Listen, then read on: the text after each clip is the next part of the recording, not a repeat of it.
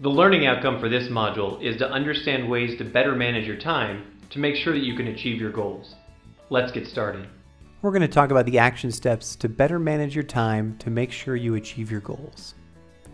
The first thing is to outline your priorities. You should outline your goals and priorities yearly, monthly, weekly, and daily, with no more than really 3 to 5 major goals at any given time. Start with your yearly goals and ask yourself things like, what outcomes or results will make me successful in my role this year?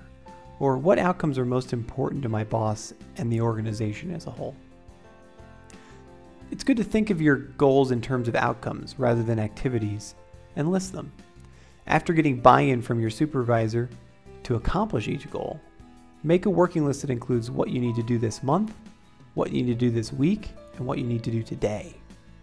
This list will change each day, obviously, and it's ideally created in the morning or the evening before. And the list should be as detailed as possible. Every day, spend 10 minutes in the morning listing the important tasks you have to complete, then break them into 3 categories: the have to do, your A task, your should do, your B tasks, and what it would be nice to do, your C tasks. Always start with the A tasks because you have to do them.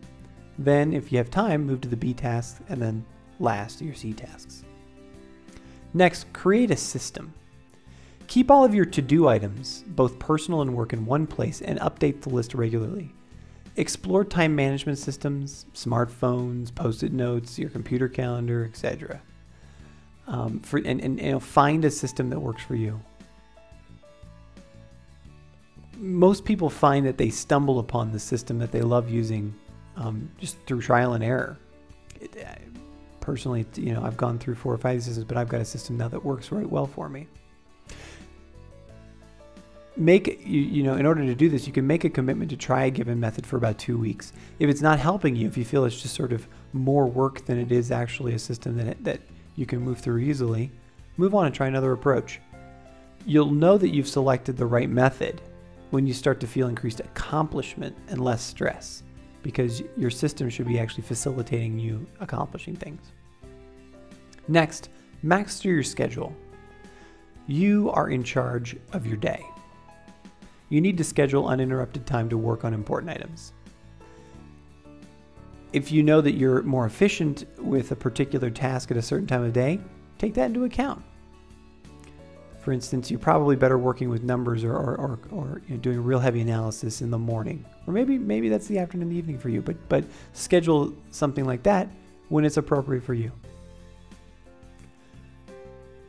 To minimize interruptions, schedule and communicate when you'll be available to your colleagues. You need to build in a couple of hours a day for handling emergencies. In other words, you need to pretend that you only have 5 or 6 hours a day to work rather than 8 to 10. And then guard your time. If a task can be communicated in an email rather than a lengthier personal visit, choose email.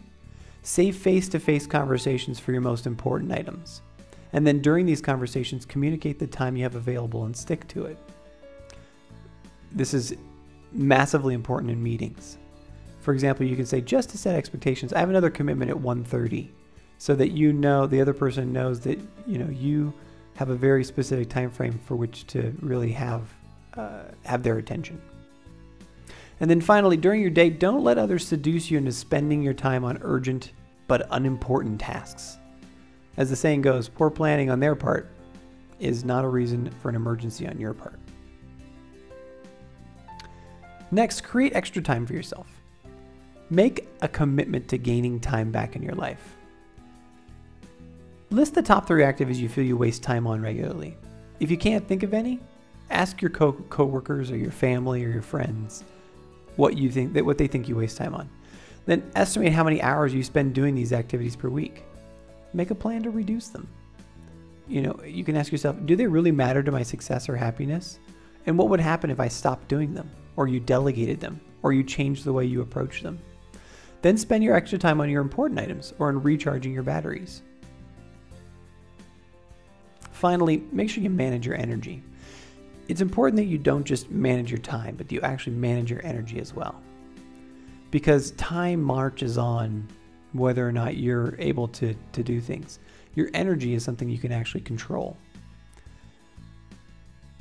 Make sure you're doing the most basic but often difficult things to take care of yourself.